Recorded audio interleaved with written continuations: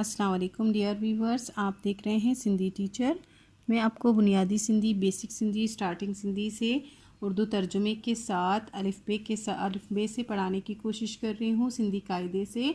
उसके बाद class 3, class 4, class 5 तरतीब से चलता आ रहा है। जो चैप्टर पढ़ेंगे उसका मुकम्मल उर्दू तर्जुमा करेंगे और उसमें जो भी एक्सरसाइजेस होंगे, fill in the blanks, question answer जो भी होंगे वो भी साथ में करते जाएंगे। इसी तरह से क्लास 3, क्लास 4 इनके अलग से प्लेलिस्ट हैं। क्लास 5 के आप वहाँ जाके पढ़ सकते हैं। ये अभी क्लास 3 फिर से रिपीट हो रहा है। इसका मेन मकसद ये है कि इसमें जो ये मश्क है, एक्सरसाइज, ये मैंने नहीं कराई थी।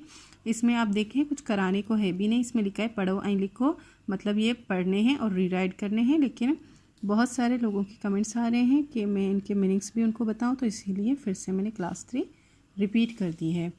जिसमें क्लास 3 में हम रिपीट में चैप्टर 6 पढ़ चुके हैं पिछले वीडियो में। आज हम पढ़ेंगे चैप्टर 7, जिसे सिंधी में सबक सत्तून पढ़ते हैं। शुरू करते हैं, बिस्मिल्लाहिर्रहमानिर्रहीम।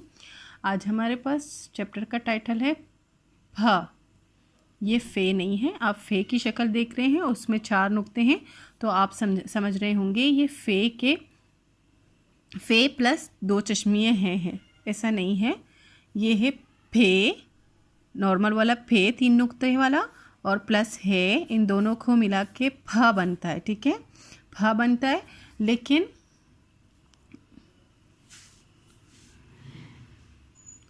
हमें जो है ना सिंधी में ऐसा है कि किसी भी 2 चश्मे है को छुपाने के लिए हम जो है इसमें इजाफा कर देते हैं नुक्तों का। लेकिन इसमें पहले से 3 नुक्ते लगे हुए हैं। अगर इसमें एक नुक्ता और डाल दिया जाए तो ये बे बन जाता है, बे और है। ठीक है, 2 चश्मे है बन जाता है। इसीलिए इन्होंने फ़े का सहारा लिया, क्योंकि आप जानते हैं फ़े से फवारे वाले फ़े में और फे में इन दोनों की आवाज़ ज़रा से मिलती है, तो इन्होंने फ़े का सहारा लिया और उस पर 4 नुक्ते लगा दिए। तो इसका मतलब है ये पे है फाए। ठीक है, पे प्लस है, ये फा होता है, और इसको पढ़ने की सूरत ये है पे है अलिफ फा।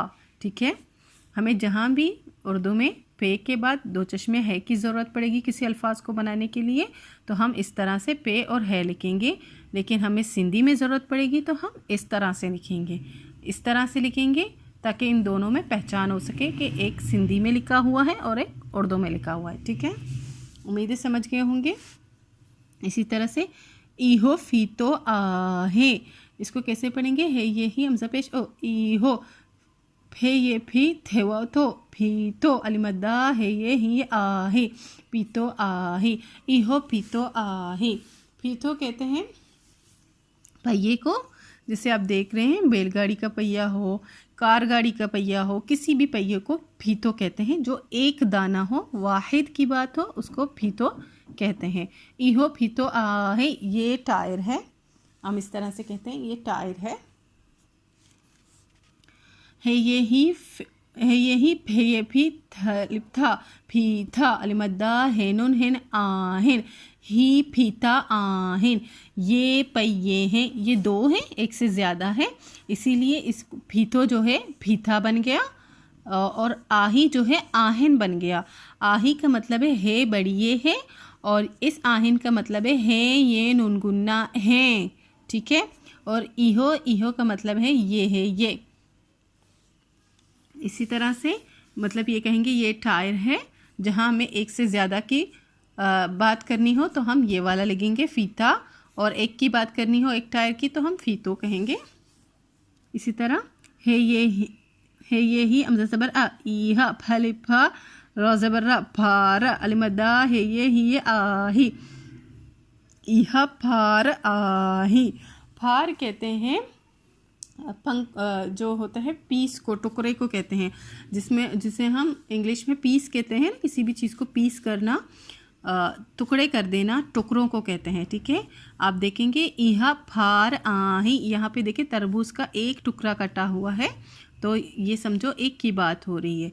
फार जो है तरबूज को नहीं कहते, तरबूज के टुकड़े को कहते हैं। और तरबूज के अलावा किसी और फल का टुकड़ा हो, किसी और चीज़ का टुकड़ा हो, उसको हम कहेंगे फार। ठीक है, जहाँ एक की बात हो। तो ये पीस हैं, आप कह सकते हैं ये टुकड़े हैं, उर्दू में कहेंगे टुकड़े हैं, ठीक है। ही फारून आहिन, इसको कैसे पढ़ेंगे, है ये ही फलिफा रेवरून नून साकिन फारून अलमद्दा हेनुन हेन आहेन ही पारून आहेन, ये टुकड़े हैं, ये टुकड़ा था, ये टुकड़े हैं, क्योंकि ये 1 2 3 एक से ज़्यादा है, जमा की बात हो रही है, तो इसीलिए फार जो है फारून बन गया और आही जो है आहेन बन गया, ठीक है। मतलब उर्दू में कहेंगे ये फारून है, मतलब ये टुकड़े हैं, एक से ज़्यादा हैं तो टुकड़े हो गए, जमा में हो गया। ये है मश्क, पढ़ो आई लिखो, पढ़ने हैं और रीराइट करने हैं। पफेशपो ठयजरटी पुट्ठी, पुट्ठी कहते हैं कपास को, कपास को पुट्ठी कहते हैं, और इसका दूसरा मायना है रुई, कपास से जो रुई बनता है उसको भी कहते हैं और कपास को भी कहते हैं पुट्ठी। फेलिफा ठेपेस्टो पाठ, पाठ कहते हैं किसी चीज़ के पट जाने को, जैसे गुब्बारा पट जाता है, दूध पट जाता है, उस तरह से टायर पट जाता है, उसको कहते हैं पाठ, मतलब फटना। फाठ का मतलब होता है पट जाना किसी भी चीज़ का। इसी तरह से फैलिफा रे हेवाड़ो फाड़ो, फाड़ो का मतलब होता है बारहसिंगा, जो एक जानवर होता है जो ज़्यादातर मैदानी इलाकों में होता है, पहाड़ों के ऊपर, उसको कहते हैं बारहसिंगा। फेलिफा रे वावलिफा फारवा, फारवा कहते हैं फालसे को, जो एक फ्रूट है, छोटे छोटे दाने होते हैं जिसके, जामुनी कलर का होता है, फारवा, जिसको उर्दू में फालसे कहते हैं। अभी उसका मौसम भी चल रहा है, आप देख सकते हैं। आपको जैसे ये नहीं समझ आ रही कि ये किस चीज़ को कहते हैं, तो आप मुझसे ये जो उर्दू में मीनिंग बता रही हूँ, जैसे फालसे का मैंने बताया, बारहसिंगा मैंने बताया, तो आप इनके मतलब बारहसिंगा सर्च करें तो आपको उसकी तस्वीर भी मिल जाएगी गूगल में। और आप फारवा कहें, फालसे कहेंगे, आप उर्दू में कहेंगे तो आपको इनके तस्वीरें मिल जाएंगी। फेलिफा ठजबटा कपेशको फाटक, फाटक कहते हैं रेल का जो फाटक होता है उसको भी कहते हैं, और एक बड़ा सा जो दरवाज़ा है जिसे अमूमन रेलगाड़ी के लिए दरवाज़ा होता है उसको भी कहते हैं, या बड़ा सा रोड हो उसको भी फाटक कहते हैं। वैसे ये ओरिजिनल इसकी मीनिंग से रेलगाड़ी का जो फाटक होता है उसको कहते हैं। पजबर फल लम्पेश लो फल लो, फल कहते हैं फ्रूट को, जैसे हम समर कहते हैं, जैसे समर, इसी तरह फ्रूट, सारे फ्रूट्स को फल कहते हैं। या किसी भी मतलब आप अच्छे काम करते हो तो आप कहते हैं मतलब सबर का फल मिल जाता है, तो उसको भी फल कहते हैं, और इसको भी। फजेर पे खापो को पिक्को, पिक्को कहते हैं पीले रंग को, ये जो है ना येलो कलर, इसको कहते हैं पिक्को, ठीक है। इसका ओरिजिनल मायने पिक्को ये वाला येलो कलर है, लेकिन जो है आप देखें कोई इसको कहते हैं शर्मिंदा होने को भी कहते हैं पिक्का, मतलब पिक्को थे, और मतलब इसका मतलब ये है आप जो है किसी को कोई झूठ बोले, कोई आदमी झूठ बोले और आप इसको साबित कर दें कि आपने ये बात झूठ कही थी, ठीक है। अगर वो बहुत सारे लोगों में बैठा है तो आप इसको शर्मिंदा कर देते हैं कि आपने ये बात झूठ कही थी, आप साबित कर देंगे, तो उसका रंग कैसा पीला पड़ जाता है, ठीक है। गुस्से में इंसान होता है उसका रंग लाल पड़ जाता है, जब इंसान बेइज्जत होता है तो उसका रंग पीला पड़ जाता है, तो उसको इन्होंने फिक्को से मतलब पीला कलर होता है और उसका रंग पीला पड़ जाता है, तो इन लोगों ने इसको अपने इस बात में भी इस्तेमाल कर दिया है कि फिक्को का मतलब होता है शर्मिंदा होना, शर्मसार होना, लेकिन इसके ओरिजिनल मायने पीला कलर है, ठीक है। इसी के साथ ये है फेंके, फीतो मतलब टायर, पहिया, गाड़ी का या कोई भी किस्म का, ठीक है। फीता का मतलब है पहिए, एक से ज़्यादा, ये एक की बात हो रही है, यहाँ एक से ज़्यादा की बात हो रही है, वाहिद की बात हो रही है, और यहाँ पे जमा की बात हो रही है। इसी तरह फार का मतलब है टुकड़ा, किसी भी चीज़ का, किसी भी फल का या किसी भी चीज़ का टुकड़ा। फारून जो है टुकड़ों को कहते हैं, एक से ज़्यादा वाहिद के लिए फारून। आही का मतलब है बड़िए है, आपको पता है बड़िए है वाहिद एक चीज़ के लिए इस्तेमाल होता है, और आहिन का मतलब होता है ये नुनगुन्ना हैं, ये एक से ज़्यादा के लिए इस्तेमाल होता है, जमा के लिए। अब वाहिद और जमा में क्या है, फीतो फार, इनका जमा है फीता एंड फारून, ठीक है। इसी तरह से जो एक्टिविटी में हमने वर्ड पढ़े थे उनके मायने ये हैं।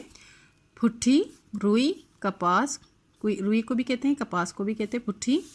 फाट का मतलब है शिगाफ पड़ जाना या पट जाना या शिगाफ पड़ जाना किसी जगह में, या लोगों में शिगाफ पड़ जाता है, उसको कहते हैं। फाड़ो का मतलब होता है बारहसिंगा, जो एक जानवर है, आप सर्च करें आपको मिल जाएगा। फारवा का मतलब होता है फालसे, फ्रूट है एक, फालसे के शरबत भी होते हैं, आपने शायद पिए होंगे। फाटक का मतलब होता है रेल का फाटक, ठीक है। इसके पहले मायने हैं रेल का फाटक या बड़ा दरवाज़ा, बड़े रोड जो कि रेल में अमूमन होते हैं रेल के लिए, उसको कहते हैं फाटक। फल का मतलब होता है फल, फ्रूट को कहते हैं, ठीक है। फिक्को का पहला मतलब होता है पीला रंग, पीला कलर। फिर फीका पड़ जाता है, कोई कहते हैं इसका रंग कैसे फीका पड़ गया, तो उसे सिंधी में कहेंगे एन जो रंग पिखो थियो, इसका रंग फीका पड़ गया है। हल्का या शर्मसार को भी कहते हैं। उम्मीद है आप अच्छे से समझ हो गए होंगे। नेक्स्ट वीडियो में नेक्स्ट चैप्टर पढ़ेंगे। अगर आपको मेरी वीडियो से हेल्प मिलती हो तो please like, share and subscribe कीजिएगा। अल्लाह हाफिज़।